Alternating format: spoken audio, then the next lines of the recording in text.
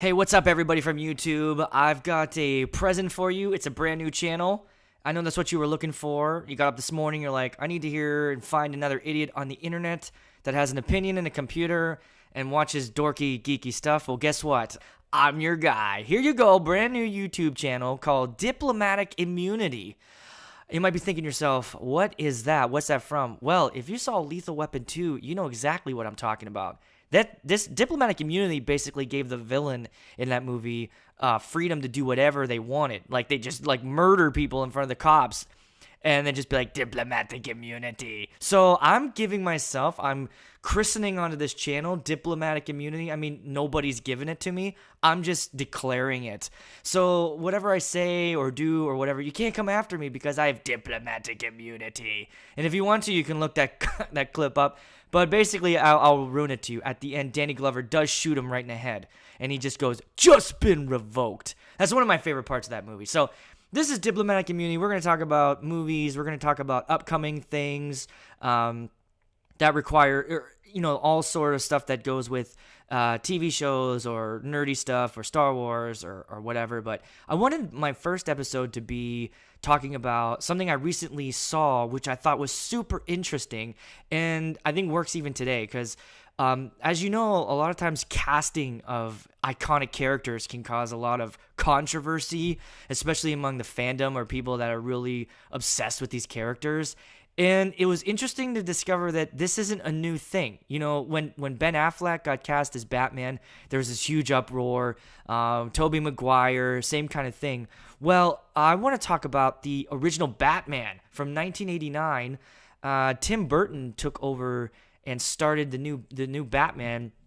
And he was charged with doing something super hard, which was to make a character that had been kind of turned into a goofball via the old 60s campy show Batman Adam West, and make Batman serious and cool again and dark. And the fans were like super pumped, like, oh, we're going to get like a real legitimate serious Batman, right? And then the casting came out. But before I get to that, I want to talk about like my personal experience with this movie. So when this came out, I was still a young kid, and it was rated PG-13. And I grew up in a house where that just didn't happen. No PG-13. We follow the rules, so I wasn't allowed to see it. And I was super bummed because lots of my friends did, and so I would secretly, when I'd go to their house, I'd ask them like, "What happened in here? Who did he fight, and what did the suit look like?" And they would show me pictures, or the toys were super cool. So I was like really obsessed with a movie that I never saw before.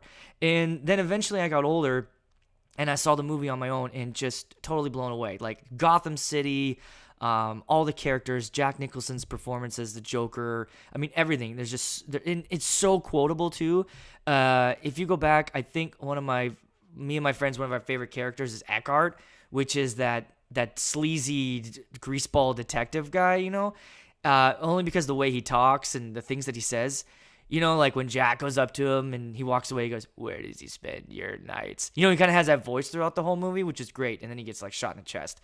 But this was a fantastic first launch into obviously a franchise that took off and, restarted exactly how superhero movies went. I mean, Superman in the 70s, what Richard Donner did with that sort of set the tone where how a superhero movie was structured. But, Tim Burton's Batman really gave Batman life again.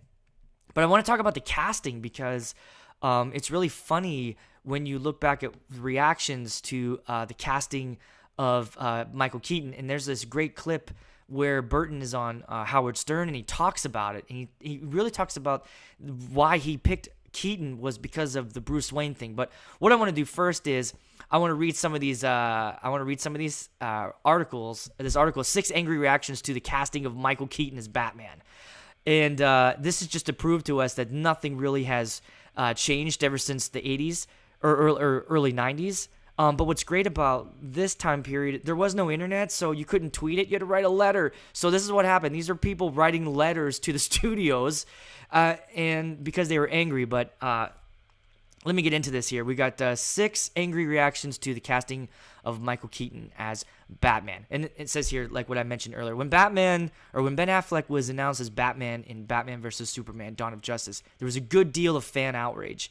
I remember seeing Ben Affleck, I can't remember which show it was on, but he was talking about how when he first came out, he jumped on the internet to see what people's reactions were, and the first thing he read was there was an article that said Ben Affleck as Batman, and the only response under it just said no, and he just like totally laughed, and it was really funny.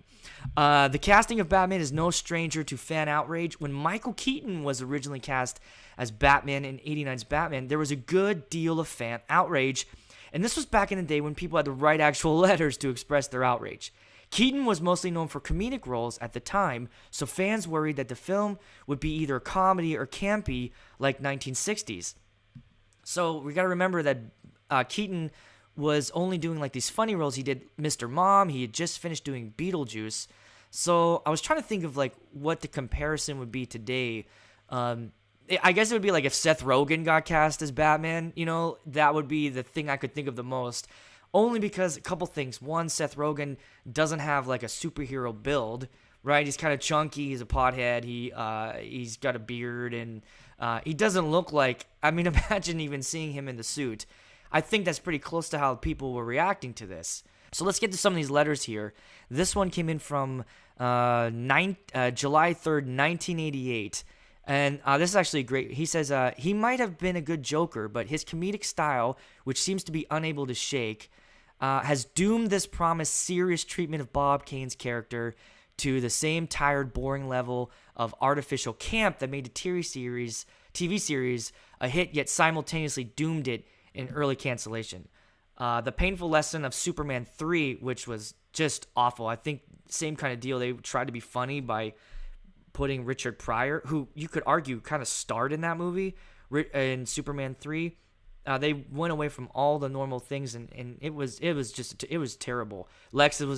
I don't think there was any Lex Luthor. Lois Lane wasn't even, Margot Kidder wasn't in it.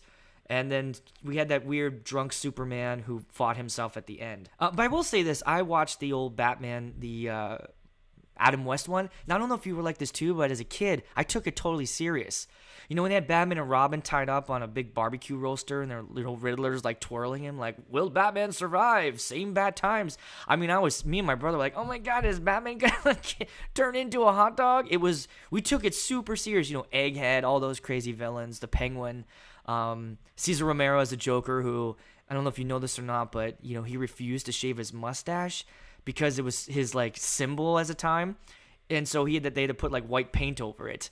So if you look at the old Joker, Cesar Romero's Joker, you can see his mustache through his white paint. His white makeup. It's really funny. Batman has been a popular character for almost 5 decades, not because he's a figure of comedy, but precisely he is not, especially in the last couple of years.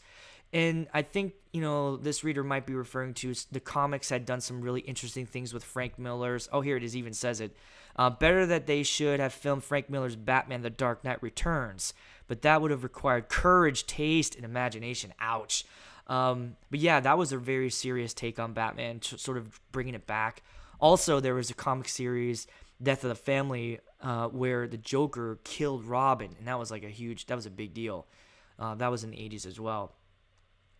This guy says, best known as a wacky prankster in Burton's 88 comedy Beetlejuice, Keaton has a receding hairline and less than heroic chin. Ouch. So he can't be Batman because he's losing some hair up here? That seems a little personal, I know he's got like these bended eyebrows too, which is pretty cool. So doesn't have the square jawline here, as you can see. He did rock a lot of turtlenecks in the movie, but they didn't like the way he looked. Also he stands at 5 feet 10 inches, weighs 160 pounds, and looks like 100 guys you could see on the street. So that was a big problem they had was how he looked. If you saw him in an alley wearing a batsuit, you would laugh, not run in fear. Batman should be 6'2", 235. You're a classically handsome guy with an imposing, scary image. Let's scroll down here. This was my most interesting take from a producer of the movie. Okay, this guy actually was in a part of the movie. And here's was his hot take. By the way, this is a picture from Mr. Mom, that Keaton comedy where that looks like Terry Garr. I haven't seen this movie, but again, this is the stigma. This is the guy that they're like, what, this guy's gonna be Batman? No way. He's holding a baby and he's like home taking care of the kids. I was the very first one that was angry when I heard about Michael Keaton, was the one that Tim wanted. I went absolutely crazy. And the difference between this fanboy and the other fanboys is that I was in the inner circle. This whole thing this is Tim Burton's take on it. He says, this whole thing has to be about Bruce Wayne. All right. Audiences have to believe in him. First, they have to believe in Gotham City from the opening frames of the picture. That's an interesting idea that he envisioned Gotham as a character, which is true. You know, the way that Burton did Gotham, he didn't really shoot in a city that you could recognize. I know when Nolan did his, he shot in Chicago, he shot in Pittsburgh. I can't remember where he shot the first Batman Begins, which one that Gotham was. I know Chicago was The Dark Knight and Pittsburgh was The Dark Knight Rises. But it was interesting too that they did they never went back to that one set piece, the Narrows or something. That was the only in Batman Begins. But anyways, Gotham was a character, and even from that first shot, you know, with that outside, you know, you're like, I couldn't recognize this. This was a character. Once they believe in Gotham, they must believe that Bruce Wayne is a guy so driven, so obsessed to the point of being psychotic that audiences would believe that guy would get dressed up in a bat outfit and fight a guy like the Joker. And I think that's the key there. He looked at Keaton and went, who you're looking for, and I don't know who would be compared to in the late 80s, but maybe like a Harrison Ford, you know, like a early Harrison Ford as a Batman, you know, the chiseled chin, the good-looking guy, you know, him in a bat suit maybe would look great, right? But you have to, Bruce, honestly, the Batman story is really about Bruce. It's all about Bruce. And you have to look at him and go, that's the kind of crazy person that would get up and do this. Tim said, I know with Michael Keaton, we can convince them of that. And I said, yeah, but he's a comedian. I mean, what's the poster going to say? That Mr. Mom is Batman? I said that he's my height. He doesn't have muscles. And for God's sake, he doesn't have a square jaw of Batman. And Tim said to me, going from one medium to another, a square jaw does not a Batman make. This is about Bruce Wayne. I can carve musculature into the costume. I can cheat height, but at the end of the day, it's all about Bruce Wayne. And to prove to me that Michael was a serious actor, they set up a screening of a rough cut of a movie called Clean and Sober, which he plays he's a serious role there. And the producer says, I came out of that and said, I take it all back. The guy is amazing. All right. So they went back and actually went ahead and said, let's go with Michael Keaton. So that's kind of how he got the role. And what's cool is if you read up on how they made the film and some things that happened in the background, Michael Keaton was actually the one who came up with the idea of I'm Batman. The actual line in the movie said, I am the Knight. And Keaton in the moment sort of improvised that line, I'm Batman, which has become part of the Batman lore and one of the most famous parts of the movie. In fact, they even reused it in Nolan's Batman. You know, Chris Bale said that again, which was a really cool kind of callback to the 89 version. So that was how Keaton got the role and the outcry of the fans. And it's, you know, it hasn't changed. But imagine if that's what we had to do today. If you were upset about Ben Affleck being Batman and we had to get a typewriter, type a letter and send it to Warner Brothers, and then these poor people had to open these up and read them or send them to Tim Burton. All right, so that'll be it for today. That's kind of like what I wanted to chat about. Thought that was super interesting. You can look up, I'll link that video to Tim Burton on that Howard Stern show because he kind of talks about that. And he talks a little bit about why the Superman movie he was going to make but didn't work. And that was kind of interesting too. Hey, thanks for listening to Diplomatic Community. This was a lot of fun. I will keep coming at you with some videos like this. If you remember anything that I was talking about here, leave a comment. Love to hear what you say or thought of if you remember when Keaton was originally cast, if you were around then, and or maybe you're just sort of upset, or you know, would you actually write a letter? Would you actually write a letter to a studio if you were upset? If it wasn't as easy as tweeting or sending something on Facebook, would you be as vocal? That's kind of a curious thought. So, hey, subscribe if you want to hear some more, and I'll do some more videos. Thanks.